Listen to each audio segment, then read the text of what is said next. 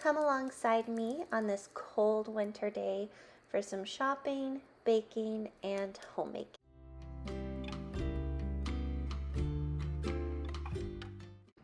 The kids and I started our day by taking a trip to Costco for just a few things, but you know how it is going to the grocery store now, especially Costco, and it still ended up being quite expensive, but we just needed a few staples, especially the chicken nuggets, and you saw the stuff for peanut butter and jelly there.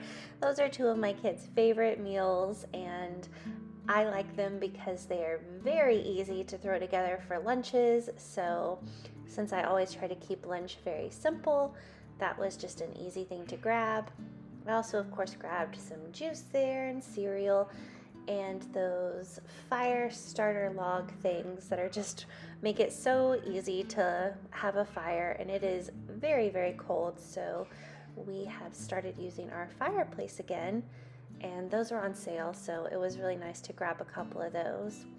I also like to keep a few of them on hand because the past, just 2 years, I think, it might be 3 years, but for sure the past 2 years in Texas, there have been winter storms that just knock out all of the power. So I like to make sure and have things on hand that we can have a nice fire in the fireplace and keep things warm when inevitably we lose power and don't have our heater. So I'm just putting away all of the things that we picked up at Costco, and of course my husband has to come and just be silly and goofy and distract me from what I'm doing, but it's the best kind of distraction ever. He is always making me laugh and being silly, and so I just love it. And bonus is that he had a little bit of time. He works from home, and so he had a little bit of a break in between meetings. So he was actually able to stop what he was doing at work and come help put away a couple of the things, while I think he was also grabbing like a refill on his coffee. So that was just nice to have an extra hand to put a few things away. I really appreciated that. And it helped me to forgive him for distracting me with his love and goofiness. After I finished getting all of those groceries put away, I filled up my water. I've been trying to be better about staying hydrated, so I don't usually use that big, giant pink mug as much anymore as when I first got it. But this day I was using it just to kind of track my water and make sure that I was actually going back and refilling my cup as often as I should. So I'm filling up my water and then just going to get started on my next task for the day. Speaking of my husband being very silly and goofy, he told me recently that he always requests bananas from the store, or if he ever goes to the store, he always gets the bananas, and then he purposefully does not eat them or does not feed them to the kids for snacks. And he does this so that the bananas will sit there, and then I will be forced to make banana bread out of them. So I was like, I feel like that was such a long roundabout way. Like, he could have just asked me to make banana bread to begin with, but no, apparently this is his secret hack to getting banana bread. And of course it worked this go around, so I was having to make some banana bread because I didn't want the bananas to go to waste. So I just pulled out my recipe. I keep little, like the traditional small recipe cards in a little tin with a lot of my recipes on there. I just like doing that. I like that old-fashioned kind of recipes on the little cards. So I was pulling that out, and I am making actually a double batch of my banana bread recipe, and I'm making it this time into muffins and like tiny little mini loaves of banana bread, because those are just really easy to give to my kids for snacks or to pack if I need to take snacks somewhere else, like church or co-op or the playground. It just makes it easier to pack rather than having a whole big loaf. So that was my thinking behind doing the muffins and the little mini loaves. I'm getting started by putting one headphone in. I leave the other one out so I can still hear the kids, and listening to an audiobook. So I have always been a super avid reader, and I love to read, but I find it difficult to just like sit down with a book lately, which I'm sure comes as no surprise if you have or have ever had small children. So in order to still be able to enjoy literature and reading, I've been doing a lot more audiobooks. It's definitely cut into my podcast time. However, I think it's a good trade-off.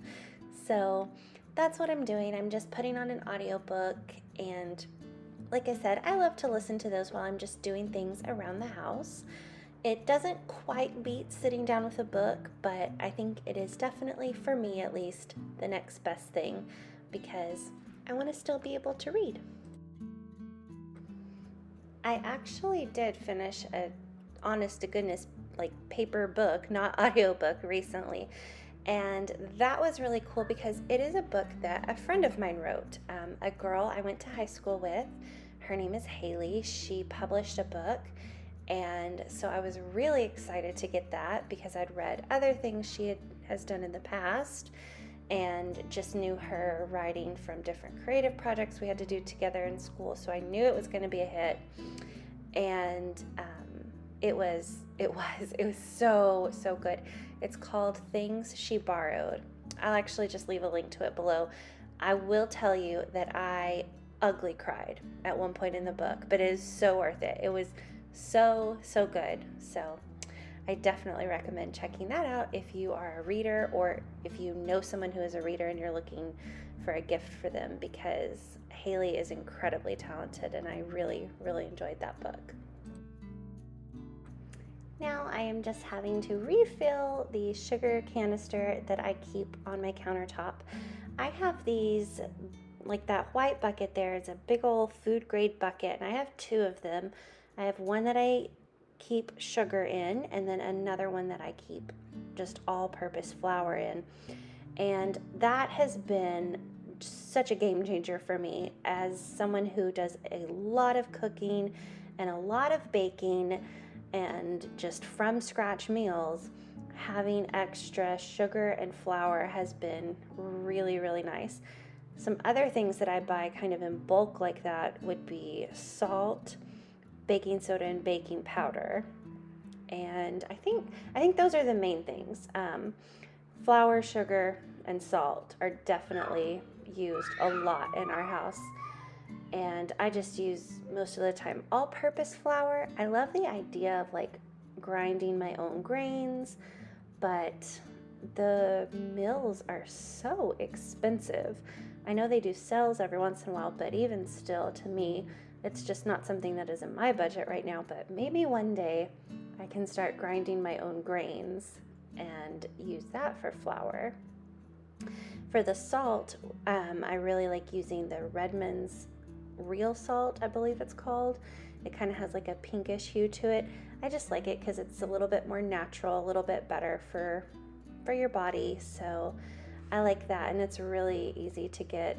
I think I just ordered mine the last time off of Amazon and was able to buy it in bulk that way, but I believe there's tons of different places that you can buy that.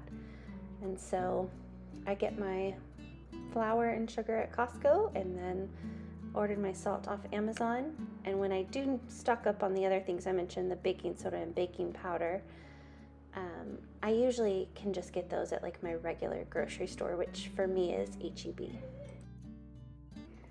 And for me, having those items in bulk is really nice from just a practical standpoint. I know there are a lot of people that do like an emergency food pantry, like a 3 to 6 month pantry. And I do see a lot of wisdom in that and a lot of value there. But in this instance, I just go through the flour and sugar so quickly that it just makes more sense for our budget to purchase it in bulk, and for just practical use of time to not be running back and forth to the store, to have the extra there. But I will say that having that kind of like emergency food storage is something that's on my, like in the back of my mind. It is on my radar. I have a few things that I have been purchasing like extra of to make sure I always have on hand, in addition to those like baking things I mentioned before. But I certainly am nowhere near having like a big food storage pantry, and I don't know how much I would ever need or want to have a full 3 to 6 months, but I do think it's always nice to have the backups. You know, I may change my mind in the future and have a more substantial emergency food supply.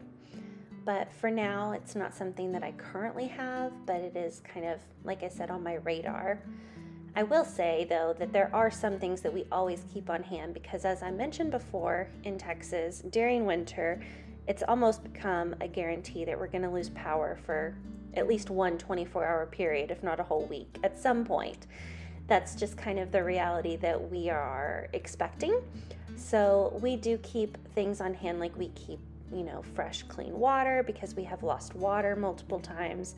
We keep a little it's made for camping. It's like a little butane stovetop kind of situation so that we can have some warm food, and just some other like kind of emergency preparedness stuff to help when we are in those situations where we do not have power, or we don't have power or water, because that just seems to be happening more and more during the winter. So we do keep prepared for those kind of things. Now I'm just finishing up getting this banana bread into my different tins, my muffin tins and my mini loaf pans, and then I'll go ahead and get that baking. And after I got that baking, I was able to light the fire in the fireplace and just start warming up that area of our dining room, which was so lovely. And I love having a fire going in the house. So when it gets cold enough to do that, I get really excited to light the fire. So I did that. And then I had the fire there going while I cleaned up the kitchen, and it just felt all nice and cozy and made my little heart so very happy. Now I'm just going to, like I said, get the kitchen cleaned up, and then it was about time for me to get the banana bread out of the oven, and it smelled nice and lovely. And it was a really good treat just to have on hand and to make sure, of course, that those bananas didn't go to waste. And right before I got the bread out, it was about time for my youngest to go down for her nap. And my son was just playing so nicely by himself. So I was actually able to sit down at the table with the fire going and do a little bit of work. You don't always show this, but I, run a blog and of course this YouTube channel. So that does require plenty of time sitting down at the computer. And I just try to fit that in where I can in my day during nap time or during the evenings. Or every once in a while, my mother-in-law will come over to play with the kids. And when she does that, then I can sneak in an hour or two of work. And those are always like really, really special, really productive times. But it was really nice this day to be able to do my work there in front of the fire. It felt quite luxurious, I must admit. Now, my last really large kind of task for the day was to make dinner. And I thought out this ground beef and decided to make a soup to go along with those cozy winter vibes I was feeling. I thought some good comfort food, some soup would be really lovely. So what I'm making here, and I don't quite know what to call it. When Josh and I first got married, I found a recipe for, it was like a hamburger soup, but it had taco seasoning in it. And that was years ago now. And at this point, I've just made it so many times that I have changed it up a whole bunch and done a lot of different things with it. But essentially, it's ground beef that you brown up with some taco seasoning, and chicken broth or chicken stock, whatever you happen to have. Or you can also use beef, of course, if you have that. And then I just dump a whole bunch of vegetables in there. I do rotel, maybe usually some like tomato paste, of course, like canned corn, canned green beans. I think sometimes I add other beans in there. So it's just really hearty, very filling, and I am always changing it up so I don't have an exact recipe. Oh, yeah, this time I'm also had like some frozen fajita veggies that I had just a little bit left in the bag, so I threw those in there, and then I think these are like green peas. So yeah, oh no, broccoli. Okay. So yeah, I just kind of throw stuff into this dish. So if you decide to make something similar, yeah, it's really good to clean out all those odds and ends of vegetables. It ends up being delicious. And if you need it to stretch any like even farther, then I sometimes add pasta, or I think I've added rice before even in the past. So super versatile, no real exact like recipe. Oh yeah, I also add enchilada sauce. See, no recipe. It's just kind of like follow your heart, let your heart be the guide, and end up with delicious kind of taco soup thing. But it really is good.